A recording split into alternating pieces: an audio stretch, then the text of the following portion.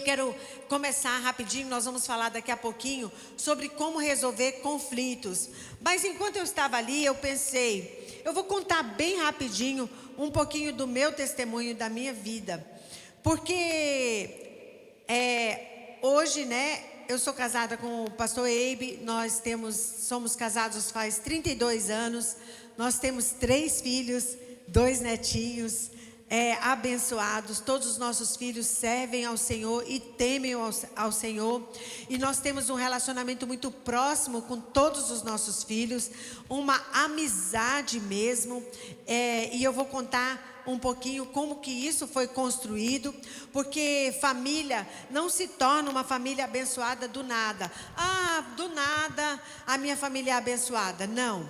Existem processos, existem áreas, existem coisas que nós temos que fazer para cooperar, para que realmente Deus manifeste a sua glória cada vez mais e mais nas nossas famílias.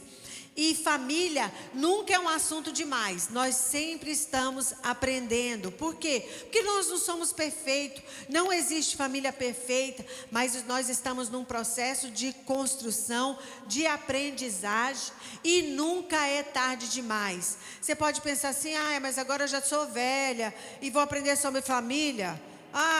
Já meus filhos já estão crescidos, mas nunca é tarde demais para nós aprendermos sobre família, como desenvolvermos relacionamentos saudáveis, como termos uma família, aqueles segredos que o Eibe compartilhou ontem, o segredo de estar orando, ser sensível ao Espírito Santo, para garantir que a nossa família um dia estará conosco diante do trono de Deus, e nós poderemos apresentar os frutos que o Senhor nos confiou para a honra e glória dele, diante da presença do Senhor. Então sempre, sempre, sempre é muito importante nós ouvirmos falar sobre família. E eu lembro que muitas vezes, quando eu ouço o Eibe falar acerca da família dele, da família dos pais dele, da mãe, do pai, da família dele, muitas vezes ele fala assim: eu nunca vi meu pai nem minha mãe discutindo na minha vida. Ele fala, nunca vi eles brigarem. Eles obedeceram a Deus, vieram como missionários, deixaram tudo. Todos 5 filhos se tornaram missionários. Então tudo parece assim, gente, que coisa mais perfeita. E isso, eu acabei de colocar aqui no copinho, mas eu vou botar aqui nesse copo maravilhoso. Comunidade Evangélica do Caminho. Eu posso pôr aqui, é gelada? Não, né? Pronto, eu vou botar essa. Obrigada, minha querida, muito obrigada. Então, quando ele fala da família, parece assim, é porque ele é americano, é porque a família dele já era missionária. Nossa, o pai dele temia Deus. Nossa, a mãe dele era uma mulher de Deus, fez escola bíblica naquela época. Uma família tão perfeita. Mas eu acho que a minha família é muito difícil. Pastor André, você não sabe o que eu passo, você não sabe quem é a minha família. Pois eu vou contar um pouquinho da minha família, Da minha família. Eu venho de uma família, parte paterna, muito católica. Muito católica. Eu, com 13 anos, eu já tinha feito primeira comunhão, crisma, vivia lá no colégio de freira, e pensei até em ser freira. Oh, meu Deus, misericórdia, O Eibe que diz, graças a Deus que não foi, E eu era de uma família muito católica. O primeiro santo canonizado brasileiro é meu parente, Frei Galvão. Então, eu cresci tomando pílula do Frei Galvão. A minha avó consagrou todos os netos a um santo. Então cada um de nós tinha um santo protetor. E aí o meu pai casou com a minha mãe, que era uma crente desviada, de uma família de crente desviada. E nós seguíamos no catolicismo. Eu muito envolvida na igreja católica. Eu ia para a missa sozinha, 6 horas da manhã, muito católica. A minha mãe, por um problema lá na família, alguém falou que para resolver aquela situação, ela teria que ir num centro de Umbanda para desfazer um trabalho. E a minha mãe foi no centro de Umbanda, e nessa ida para um centro de Umbanda, ela começou, né, a participar das sessões lá, fazer oferenda. 31 de dezembro jogava flores para Iemanjá. A nossa casa começou a ter em garrafas nomes de pessoas na geladeira. O meu pai tomava banho de arruda, banho disso, banho daquilo, para afastar mal olhado, para atrair coisas. E nós crescemos numa família assim. As brigas no nosso lar aumentaram exorbitantemente. Meus pais brigavam, existia muita traição. Eu cansei de ir com a minha mãe atrás do meu pai, pancada para um lado, pancada para o outro, quebrava tudo. Era uma família toda que... Como que essa família poderia ser transformada? Mas eu fui convidada para ir na igreja, né, na Igreja da Paz. Eu fui convidada antes pela minha avó para ir na igreja dela, da Assembleia de Deus. E lá eu entreguei a minha vida para Jesus. E eu ia escondido, porque meu pai detestava crente. Ele queria que a gente fosse tudo menos crente. Porque por falta de sabedoria, muitas pessoas falavam para ele: tu vai para o inferno, tu vai para o inferno. E ele achava: como é que eu vou para o inferno? Esse pessoal acha que é mais santo que eu, e eles vão para o céu e eu vou para o inferno. Então meu pai detestava crente. Então quando eu me converti, eu fui escondida, porque meu pai não queria que eu fosse crente. E depois eu andava para todo canto, né, com 13, 14 anos, andava para todo canto com a minha avó escondida, né, para as reuniões de oração, saião, toda, né, assim, tinha a minha roupa de crente, mas quando não estava lá, não tinha mais aquela roupa de crente. Até que eu fui para a Igreja da Paz, e lá eu tive encontro com Jesus. A minha vida mudou completamente. E um dia o meu pai, com uma briga com a minha mãe, era 5 e pouco da manhã, o Eibe tinha um programa chamado Momentos Milagrosos. E nesse dia meu pai e minha mãe estavam brigando muito. E aí o meu pai, naquela época, né, ele usava muito rádio. Então meu pai, para parar a briga, ele ligou no rádio bem alto, para não ouvir mais a voz da minha mãe. E quando ele ligou no rádio bem alto para não ouvir mais a voz da minha mãe, o Eibe estava pregando e ele disse: você que está aí brigando com a sua esposa, né? Jesus tem algo para a sua vida. E de repente meu pai se deparou com o rádio falando com ele. Pegou um susto, começou a escutar a palavra de Deus, para a honra e glória de Jesus. Foi um processo, mas meu pai se converteu, minha família se converteu, minha mãe, todo mundo. E eu vi Jesus transformar a minha família. Eu vi, né? Eu vi o meu pai agindo com amor. Eu vi a minha mãe respeitando meu pai, por causa de uma pessoa que decidiu, uma criança, uma menina, uma adolescente, uma jovem, decidiu: eu vou buscar Deus, né? E aí a luz entrou. Então, se você está numa situação que você pensa: pastor André, você não conhece a minha família. Meu filho, eu vou dizer para você: você não conhecia, era a minha. Você não conhecia, era a minha, né? Então, assim, tem solução para a nossa família. Hoje, nós, né, através de uma pessoa, nós começamos a construir uma outra herança para a nossa família. Os meus filhos servem a Deus, os meus netos servem a Deus, ainda são pequenininhos, mas a gente já fala de Jesus para eles, né? Então começou uma linhagem, tem que começar em algum lugar. Se você quer uma família que serve a Deus, que teme a Deus, a família do Eibe, né, a família anterior dele, alguém um dia fez uma decisão: eu vou colocar em prática, eu vou seguir Jesus e eu vou colocar em prática os princípios da palavra de Deus. Se você está hoje aqui essa manhã pensando: eu estou aqui, mas você nem sabe, eu saí de casa e a briga e o pau comeu. Você pode ser a pessoa que pode fazer toda a diferença na sua família. Toda a diferença na sua família. E aí eu quero falar um pouquinho sobre resolvendo conflitos. Resolvendo conflitos. Conflitos, gente, sempre vai existir. Por que conflito sempre vai existir? Porque nós, seres humanos, somos diferentes. Quando é que nós entramos em conflito com uma pessoa? Nós entramos em conflito com uma pessoa quando eu penso diferente de você. Então, por pensar diferente, nós conflitamos. Por sermos pessoas diferentes, sempre vai ter diferença entre nós e sempre vai existir conflitos. Existem pessoas de diferentes maneiras, né? Tem pessoas que pagam para não ver a briga. Já viu aquela pessoa? O pau está comendo ela, tô nem aí.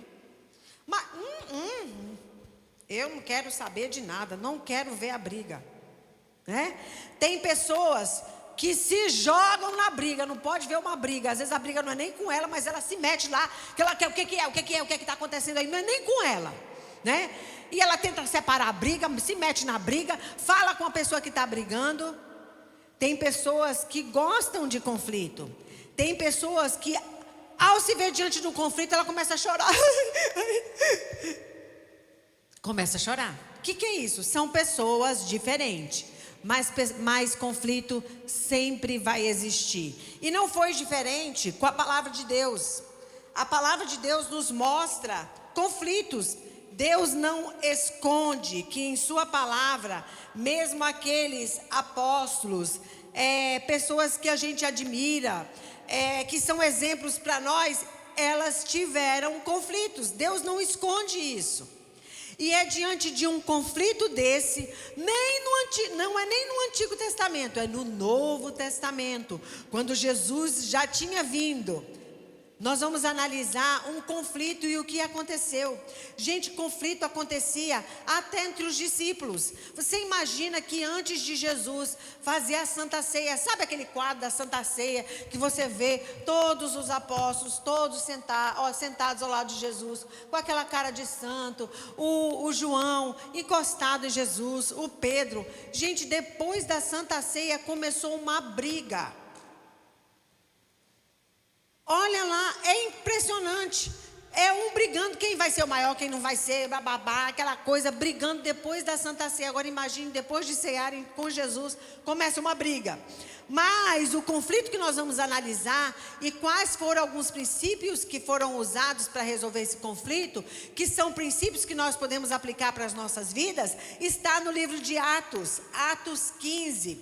Vamos ler rapidinho. Surgiu um conflito na igreja de Atos, na igreja que parecia perfeita, mas olha só alguns princípios que eles usaram para resolver conflito. E vamos ver aqui, através da palavra de Deus, o que eles fizeram. E esse ensinamento, as estratégias, os princípios que eles usaram para resolver o conflito, pode ser aplicado para nós resolvermos conflito na nossa casa, no nosso trabalho, em todos os lugares que a gente esteja, na nossa família, no nosso dia a dia. Isso vai nos ajudar na célula, né, no Life Group. Esses princípios vão nos ajudar como nós podemos resolver conflitos. Vamos analisar em Atos 15, fala assim: alguns homens desceram da Judéia para Antioquia e passaram a ensinar os irmãos: se vocês não forem circuncidados conforme os ensinamentos de Moisés, não poderão ser salvos. Olha só. Isso levou Paulo e Barnabé a uma grande contenda e discussão com eles.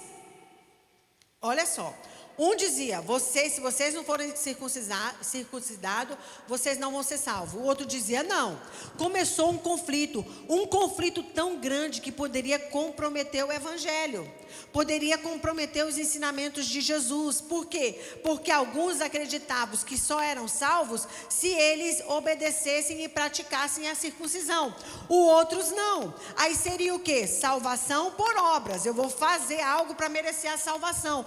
E Jesus tinha ensinado totalmente diferente. Então teria comprometido o evangelho. Aí o que acontece? Isso levou Paulo e Barnabé a uma grande contenda e discussão com eles.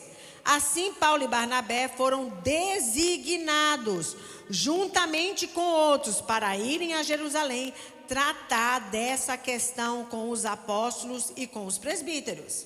A briga estava dentro da igreja. Eram os apóstolos, gente, que tinham visto Jesus, que tinham caminhado, e os presbíteros brigando dentro da igreja. Misericórdia.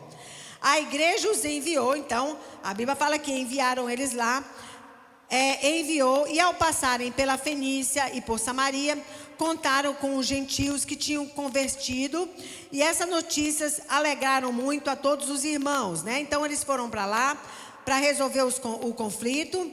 Chegaram a Jerusalém, foram bem recebidos pela igreja, pelos apóstolos, pelos presbíteros, a quem relataram tudo o que Deus tinha feito por meio dele. Então se levantaram alguns do partido religioso, dos fariseus, que haviam crido e disseram, é necessário circuncidá-lo e exigir que eles obedeçam à lei de Moisés. Os apóstolos, os presbíteros se reuniram para considerar a questão. Depois de muita discussão, Pedro levantou-se e dirigiu-se a eles, irmãos, vocês não sabem que há muito tempo Deus me escolheu dentre vocês para que os gentios ouvissem dos meus lábios a mensagem do evangelho e crescem?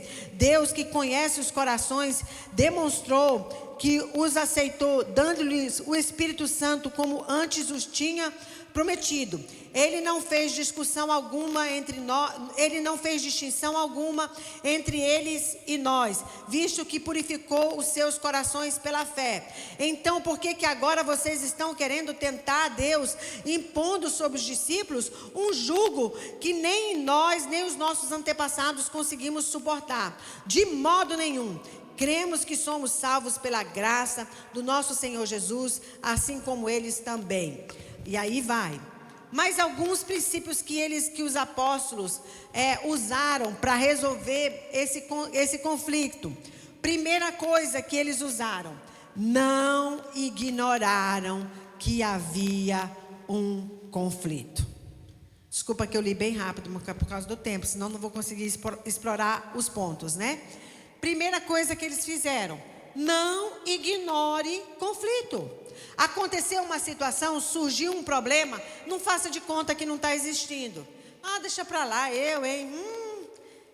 o tempo vai resolver isso.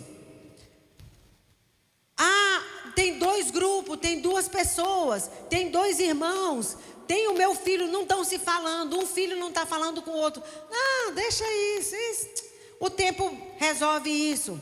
Ah, rapaz, está um clima ruim lá no life, e na minha família, rapaz, quando eu chego lá o negócio fica pesado, o clima não está bom. Eu nem vou me meter nisso. Isso é uma maneira errada de resolver as coisas. Surgiu um problema, nós temos que estar atentos para resolver. E nós, como pais, especialmente, se está tendo um problema na nossa família, está tendo um problema com a sua filha, está tendo um problema com o seu filho, está tendo um problema entre marido e mulher, não podemos só achar que o tempo vai resolver e não sentar para conversar. Nós não podemos, primeiro princípio, surgiu um problema, não ignore o problema. Surgiu um problema na empresa, não ignore o problema. Surgiu um problema na família, não ignore o problema. Por quê? Porque aquele monstro vai crescer. E quando você tentar derrotar aquele monstro, pode ser grande demais. Então não ignore. Foi o primeiro princípio para resolver conflito. Segundo princípio, ouça os dois lados. Escute a queixa da pessoa. O conflito nos ajuda a entender pessoas. Vamos escutar. Toda história tem dois lados, gente. Não acredite imediatamente naquilo que te falaram. Ah, é? Nossa, que interessante. Tem o outro lado da moeda. Escute os dois lados. Foi isso que os apóstolos fizeram. Eles escutaram as duas partes. Uns achavam isso, o outro achava isso. Eles escutaram. Então, surgiu um conflito. Escute os dois lados. E nunca teve um conflito na família. Filhos começaram a brigar. Meu filho, o pai, né? Chama a responsabilidade para o pai. O pai chama, meu filho, o que aconteceu? Não, porque meu irmão falou isso, porque agora eu também vou isso, porque não sei mais o quê. Por quê? Porque isso que tá. Tá, eu vou escutar você, agora eu vou escutar você. Meu filho, o que está acontecendo? Mas resolva aquilo, né? E nunca vá resolver um conflito. Vamos supor que eu estou dentro do conflito, né?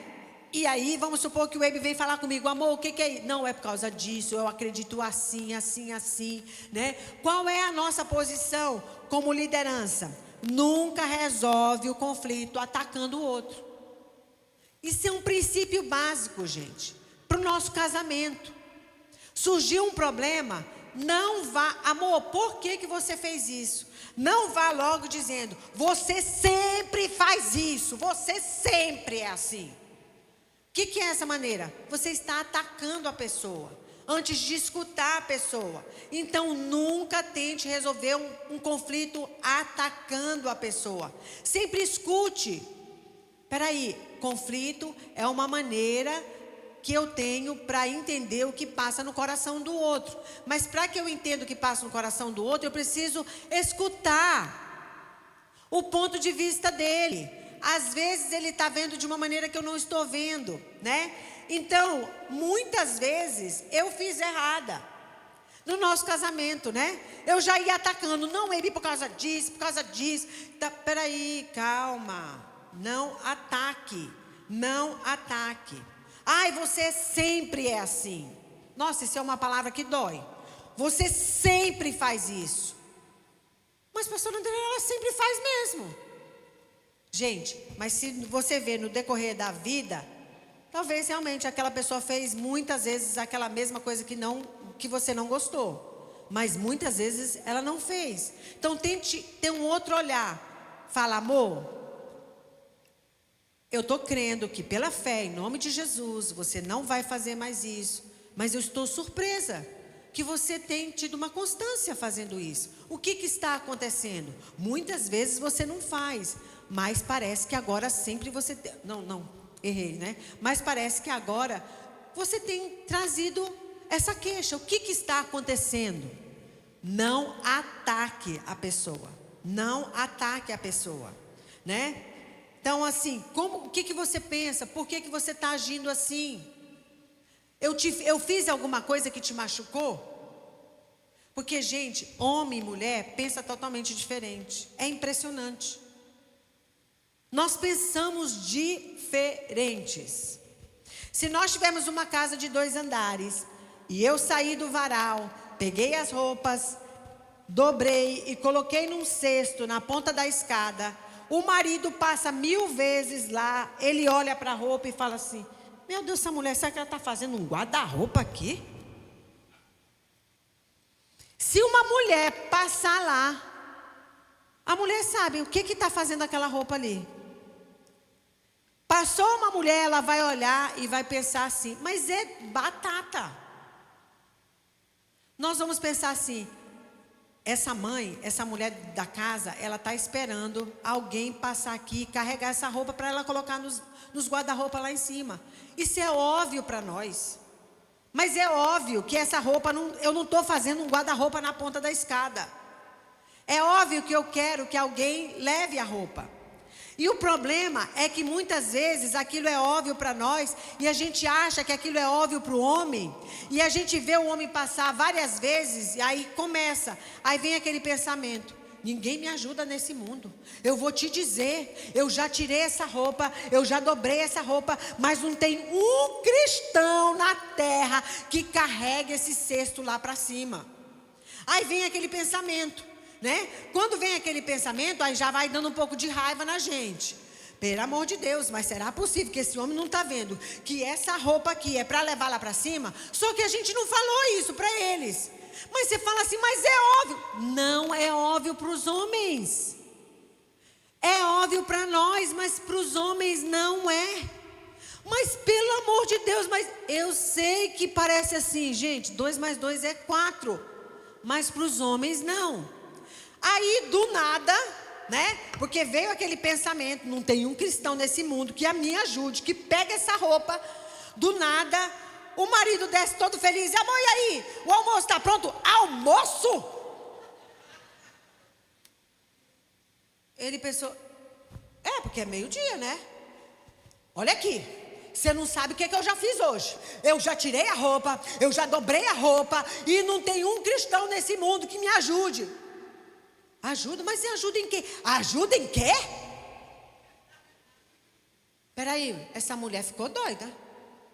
Aí o homem pensa, essa mulher está doida, meu pai. Essa mulher estava tão feliz. O que deu na cabeça dessa mulher, meu pai? Aí a mulher começa, parece que desce o espírito de Marte, né? Vou te dizer, eu trabalho o dia todo, não é brincadeira. Não é brincadeira. E o homem pensa, é verdade, mas o que eu tenho com isso? Porque ninguém me ajuda, ninguém é capaz de levar a cesta lá para cima. O homem diz, aquela cesta? É aquela cesta mesmo que tu passou várias vezes, quase pisou nela. Era para levar lá para cima? Não era não, tá lá de enfeite. Aí começa a briga, né? Por quê? Porque a mulher muitas vezes não expressou aquilo que para ela é óbvio, mas para os homens não é. Nós temos que falar. E isso, gente, eu lutei no meu casamento, porque eu não expressava. Eu não falava para o Eibe o que eu queria. E cobrava dele como se ele tivesse uma bola de cristal e soubesse o que eu queria. Então, expresse, fale, compartilhe. Amor, hoje tem tanta louça, dá para você dar uma ajuda aí? Né? E homens, pare com esse negócio de homem não lava a louça. Oxe, como diz o cearense, oxe. E foi. Não, ajude a sua esposa. Mas esposa, expresse que você precisa de ajuda. Não deduza que o homem vai saber. Fale. Isso no começo do meu casamento foi difícil. Eu não queria falar, para mim era óbvio. Mas não é. Para o homem não é óbvio. Ele precisa que a gente comunique, né? Então, resolvendo o conflito, ouça os dois lados. Nunca ataque a pessoa. Pergunte para a pessoa, né? Nesse caso da cesta, amor, você não viu a cesta aí? Nem vi. E aceite, não viu, que não viu. Tudo bem, ele está dizendo que não viu. Então amor, dá uma força aí, leva a cesta lá para mim, coloca lá no guarda-roupa, tá todas as toalhas, já está marcado os nomes, grande, pequena, lavabo. Coloca lá para mim, por favor, né?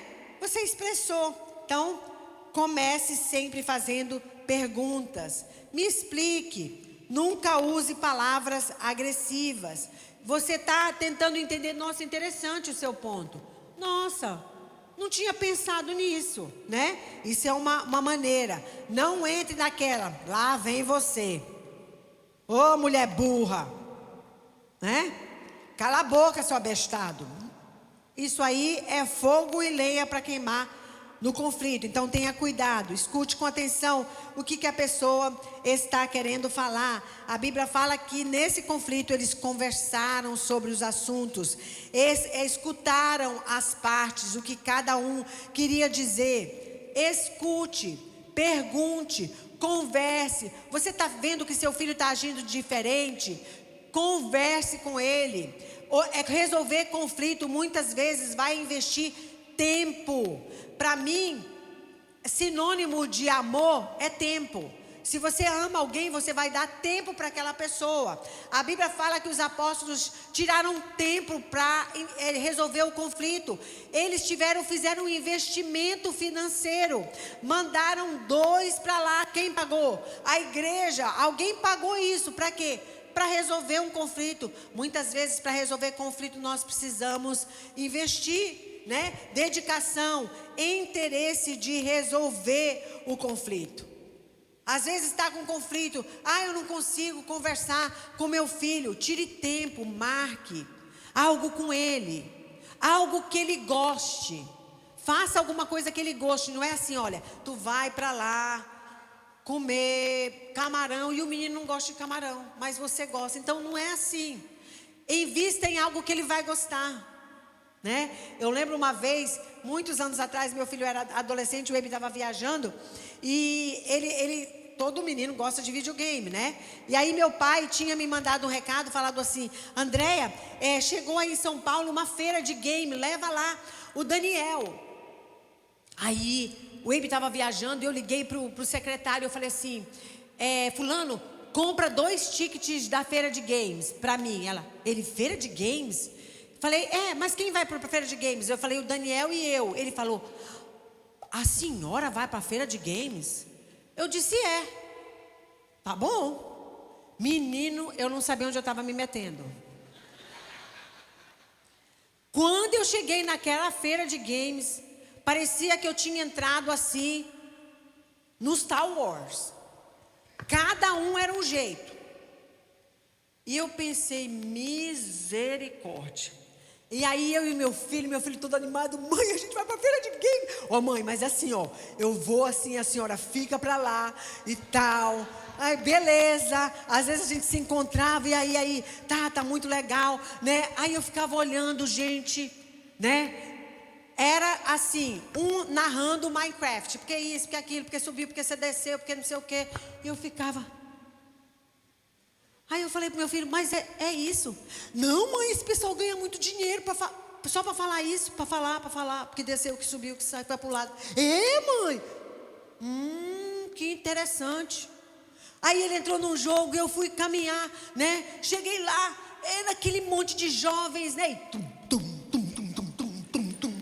E E eu lá no meio, meu Pai celeste, onde eu vim parar? Não tinha nem cadeira para me sentar. Eu me sentei no chão. Estou eu lá sentada no chão. Eu falei, vá lá, meu pai, alguém passa, tira uma foto. Olha a pastora Andréia jogada aqui na feira de game. Pela madrugada, né? Mas aquilo foi para o meu filho. Mãe, quando nós entramos, peguei um Uber, né, com ele. Mãe, que demais! Eu pensei, oh meu pai... Por quê? Porque era algo que era interessante para ele. Faça isso com seus filhos. É pecado? Não, então vá. Faça as coisas com ele. Cultive esse relacionamento. Né? O Ebi fazia muito isso com os nossos filhos até hoje. São homens já formados e tudo. E eles ligam, pai, o que o senhor acha disso, pai? E tal. Eu lembro quantas vezes durante a noite eles batiam na porta do nosso quarto. De madrugada. E o Ebi levantava. Oi, pai, preciso falar com o senhor agora. Agora. E o Ebi saía e eu me levantava, tentava escutar. O que é, meu pai, que eles estão... O que é esses problemas? Aí o Ebi entrava, eu falava, amor, o que é? Coisa de homem, amor, coisa de homem. Mas o que é? Não posso falar. E eu tentava escutar de todo jeito, mas... Seguindo a Sara, né? Porque a Sara também gostava de escutar atrás das portas. Então, a terceira, já estou terminando, né? Então, façam coisas que é de interesse para resolver. Mesma coisa, marido e mulher. Preste atenção naquilo que seu marido gosta, né? Faça muitas vezes o gosto dele. O marido faz muitas vezes o gosto da mulher. Mas, pastor, eu não aguento. Essa mulher tem 300 sapatos e quando a gente vai no shopping, ela quer ver o quê? Sapato. Vai com ela, minha filha. Olha que sapato lindo. Mulher, tu não é uma centropeia. Tem tanto sapato lá em casa. Mas tudo bem, né? É o que você gosta, né? Terceira coisa, tem a hora certa para resolver conflito. Às vezes no furor, tá super quente, fala assim, gente, dá licença que eu vou no banheiro, dá uma acalmada, toma um suco. Ai, meu Pai, me dá graça, Jesus. Né? Às vezes não é o momento de pá. Não, peraí, vou tomar isso no trabalho. Peraí, gente, que eu vou tomar um café. Peraí, gente, eu preciso usar o banheiro. Dá uma esfriada para depois conversar, né? No trabalho, a Bíblia fala em Provérbios 10, 19, no muito falar não falta transgressão. Então acalma aí e saiba a hora certa, né, de resolver os conflitos. Quarta coisa, peça ajuda de pessoas capazes para te ajudar. Existe um conflito, vocês não estão entendendo. A mulher fala A, o homem entende B. Como isso acontece? Aí a outra fala, você falou. Ela, eu não falei. Pastor, eu tenho certeza que eu não falei. Eu vou gravar agora. Né? Quantas vezes eu já ouvi? Eu vou gravar. Tu falou, eu não falei. Mas, né? Chama alguém para te ajudar. Chama alguém para te ajudar. Fala assim, olha, amor, está acontecendo alguma coisa, porque você fala uma coisa, eu falo outra, você entende uma coisa, eu digo outra. Vamos chamar alguém, vamos chamar o nosso discipulador, o nosso pastor, alguém de confiança, né? Para nos ajudar nessa situação. Chame alguém, foi isso que os apóstolos fizeram. Chamaram apóstolos para irem lá resolver a situação dos apóstolos e dos presbíteros. Chame alguém para te ajudar. Outra coisa que o Abe e eu fazíamos muito, para termos um relacionamento saudável. Nós, quando, eu tenho 5 minutos. Quando nós casamos, eu lembro que nós fizemos um acordo entre nós, que nós iríamos ter o que a gente chama de territórios proibidos. O que é os territórios proibidos? Palavras que nós não vamos falar. Podia estar chovendo canivete, mas a gente não ia falar aquilo um para o outro. Por quê? Porque muitas vezes palavras ferem tanto. Depois você pode até pedir perdão para aquela pessoa, mas aquela palavra marcou, entrou. E muitas vezes a pessoa vai lembrar daquelas palavras. Palavras que você não vai falar, aconteça o que acontecer. Não vai dizer eu te odeio, eu tenho nojo de ti, eu te mato, né? Palavras que machucam aquela pessoa, que vão ser palavras destrutivas para aquela pessoa. Então não fale. Tem os seus territórios proibidos, que você não vai fazer mais, que não vai falar mais aquilo para aquela pessoa. E você fala assim, mas pastor André, quando você está com muita raiva do pastor Abe, quando o pastor Abe está com muita raiva de vocês nem falam assim, olha, eu estou com uma raiva de ti. Não. O nosso contrato é que a gente fala assim, olha, eu estou muito triste com você. Isso quer dizer que o negócio está pegando. Né?